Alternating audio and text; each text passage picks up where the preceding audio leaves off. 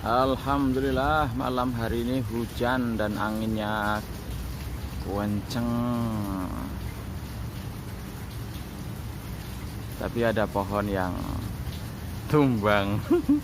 Pohon ketela.